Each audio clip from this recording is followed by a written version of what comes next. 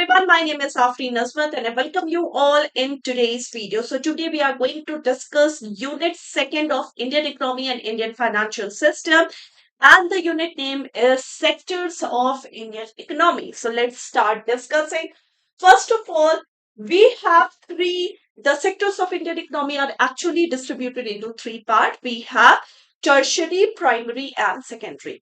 Primary, secondary and tertiary sector. When we are talking about the primary sector means all those sectors in which the things are obtained in its natural form from the environment, right? If you are saying that, ma'am, agriculture sector is a primary sector, yes, you are true. But agriculture sector is a primary sector. That is not the definition of the primary sector. What is a primary sector? Primary sector means any those sector where we actually obtain things in its natural form from the environment, right? That is called as primary sector. Agriculture, yes, it is a part of primary sector. Other than agriculture sector, we have a lot of sector here, like forestry is a primary sector, like mining is also a primary sector, right? Now, when we are talking about the secondary sector, what are secondary sector? When this is converted into finished product, the conversion stage, the manufacturing stage is called as the secondary economy or secondary sector. And when these are sold in the market, then these are called as tertiary sector. Every services, they are the part of tertiary sector. Manufacturing, they are the part of secondary sector. And primary sector, we are saying that everything which we obtain in its natural form from the environment. Now, when we are talking about the mining, right? For example, we have mined some gold, okay, raw gold from the nature, primary. Now, it is converted into finished product. It is used for jewelry or it is converted into gold biscuits. That is secondary. Now, this is sold in the market. That is called as tertiary sector. For example, we cut wood from the forestry, primary. Now that wood is utilized in the furniture shop for producing sofa, chairs, tables. That is secondary. Now these are sold in the market. Then this is called as tertiary sector. Every services, they are the part of tertiary sector. Manufacturing, they are the part of secondary sector. Right? So primary sector, also known as agriculture and allied sector, secondary also known as manufacturing sector, and tertiary also known as service sector. Primary sector mostly are unorganized, they are mostly organized. Secondary sector and tertiary sector usually are very well organized and very modern techniques are used here, right? Now, primary sector includes agriculture, forestry, and mining. When we are talking about the primary sector, agriculture, forestry, mining. Secondary sector, they include every type of manufacturing unit, small scale, large scale, multinational corporations, etc. And tertiary sector, banking, insurance, trades, etc. These are the part of the tertiary sector. Clear? Now, when we are talking about the chain of the production, very simple, wheat. We obtain wheat in its natural form from the environment, primary sector. Now it is converted into finished product like flour and bread. That is secondary sector. Now this is sold in the market. This is sold in the shop. That is called as tertiary sector. Right? Now, when we are talking about the tertiary sector, very important part of this unit, tertiary sector further distributed into two categories. Tertiary sectors are further distributed into two categories. We have quaternary sector and we have quinary sector, right? So, quaternary sector also called as knowledge sector, whereas quinary sector is called as the brain, or not the brain. When we are talking about the quinary sector, it is actually the brain of the economy, not brain of the economy, brain behind the economy, right? When we are talking about the quaternary sector, there are different services in the quaternary sector. When we are talking about the quaternary, everything related to knowledge. If you are involved in a team of in the field of research or development, or you are a teacher, all the things which are related with the knowledge, then it is called as the quaternary sector. Whereas quinary sector, This is actually brain behind the economy. Why it is said as brain behind the economy? Because this is that top elite people which are responsible for taking decisions of the economy. Some top bureaucrats, right? Judges, okay, and top CEOs of India, right? So these are responsible, these have a very important role in the decision making of the economy, right? So these are called as queenery. So tertiary sector, when we are talking about Indian economy, they have three: primary, secondary, tertiary. Tertiary are distributed into two parts: quaternary and quinary. Quaternary related to the knowledge sector, right? Research, development, scientist, teacher. Quaternary. Now, quinary, brain behind the economy. They are responsible for key decision making. That is called as quinary sector. Clear? Now, next, when we are talking about this, very important part is what are the different type of revolution which are present in the primary sector. Now, this is a very important question. Again, some very important question can be asked from these two slides or this complete chart. What is important, like for example, green revolution, very important. Related to agriculture sector, who is the father of green revolution? M.S. Swaminathan, and the time period is 1966 to 78. We can just skip this time period portion. But these three things are important. Like Operation Flood or White Revolution, milk, Mr. Verghese Kurian is the father. Yellow Revolution, oilseed, important. Sam Petroda, father. Blue Revolution, important. Fish, Arun Krishnan. Golden Revolution, fruits, honey, horticulture. Golden fiber is jute. Silver Revolution, important. Eggs, Mrs. Indira Gandhi is the father.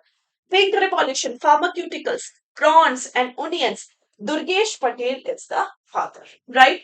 Brown Revolution is leather cocoa. Hiralal Chaudhary is the father. Red Revolution, tomato meat, Vishal Tiwari. Then Grey Revolution, fertilizer, evergreen, overall production of agriculture. Black Revolution, important, petroleum. Round revolution is potato, and protein revolution is again high production of agriculture, right? So this is very important. These are the different type of revolutions which are related in the primary sector. What we have to learn, we have to learn the name of the revolution, we have to learn the color, okay, and who is the father of that revolution. Father means who contributed most in that revolution, right? Now next, when we are talking about the GDP contribution of different sector. Now, when we are talking about this chart, I am just giving you the conclusion of this chart, what the examiner can ask from you. So, when we are talking about the initial stages of the independence, we have seen that agriculture sector was contributing 51%, industrial sector 14.2%, and service sector contributing 33.3%. Means just after the independence, agriculture sector was contributing most to the GDP, second was service sector, and third was the industrial sector, right? But when we are talking about the current scenario, see, current scenario, agriculture sector is contributing only 18.6%. Agriculture, after agriculture, industrial sector, they are contributing 28.6%. And service sector contributing 52.8%. So when we are talking about the present scenario, tertiary or service sector, it is contributing most to the GDP. Second is the industrial sector, and third is the agriculture sector, right? So if we talk about in terms of GDP contribution, maximum to minimum, right? In terms of GDP contribution, I'm just going from maximum to minimum. Present scenario is maximum contribution is the tertiary sector or the service sector.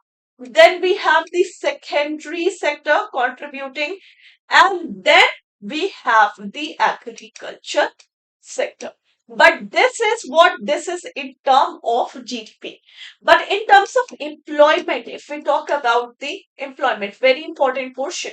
In terms of employment, which sector is contributing maximum to minimum? Which sector is contributing maximum. So agriculture sector is contributing maximum in employment. Second, we have the industrial sector, which are contributing to the employment. And third is the service or the tertiary sector, right? So in terms of employment and GDP contribution, both have in second number the industrial sector. In terms of GDP contribution, tertiary sector is contributing max to the GDP, and in terms of employment, agriculture sector is contributing max to the GDP. Very important. Now, next, when we are talking about the phases of Indian industry, in this slide, what we have to learn? We have to learn the year. Phase 1, 1951 to 65. This is the phase of industrial foundation. Then phase second is the phase of industrial downfall. It is from 1965 to 1980. Phase third is from 1980 to 1991, the phase of industrial recovery. And finally, there is a phase 4, which is 1991 onwards, which is the post-reform period. So phase 1, phase 2, phase 3, phase 4. Phase 1, 1951 to 65, phase 2, 65 to 80, phase 3, 80 to 91, and phase 4 is 1991 onwards, right? Now, when we are talking about the index of industrial production, that index which actually represent the performance of industrial sector in the economy, that is called as index of industrial production. It is calculated by National Statistical Office and with the base year of 2010 to 11, right? Now, next thing, sunrise sector. What is a sunrise sector? Sunrise sectors are those sectors which are considered to be in a very infancy stage, means that sector which are still emerging, which are still very new, but they have a lot of potential to grow in the future. They have some high level of innovations with themselves that are called as the sunrise sector. Example of sunrise sectors are green energy, fintech, ITs, electronics, automobile, healthcare, infrastructure, processing plants. All these sectors have high degree of innovation. They have high degree of public awareness. They are still in a very new stage, infancy stage, but they have lot of potential to grow in the future, that are called as the sunrise sector, right? Now, the last portion of this chapter is the difference between organized and unorganized sector. So what is organized sector? It is the sector where the terms and conditions of employment are defined. It is the unorganized sectors where they are not registered with any government rule. They are not following any government rule, where the terms and conditions are not properly defined. Organized sectors are governed by various acts, whereas unorganized sector, they are not governed by different acts. Government rule in the organized sectors are strictly followed. Here, they are not followed. You will get a monthly salary in the organized sector, whereas in unorganized sector, you are dependent upon your daily wages. Now, job security in organized sector, they are offering you the job security, plus in unorganized sector, there is no job security. Working hour in the organized sector is fixed. Working hour in the unorganized sectors are not fixed, right? Now, organized sector, the salary is as per the prescription of the government. Unorganized sector, the salaries you are getting is less than what the government prescribed. Provident fund contribution, here yes, here no, right? Increment, you will get once in a while increment in organized sector, whereas unorganized sector, you are rarely getting the increment. Benefits, yes. In the organized sector, we are getting pensions, leave, travel compensations, etc. In unorganized sector, they are not giving you any of these facilities. So these are the difference between organized and the unorganized sector. So this is the complete revision of the unit second, means the sector of Indian economy. I hope that you have all understood this session. Thank you so much, guys. Have a very nice day. Take care, everyone. Bye bye. Bye, everyone. Take care.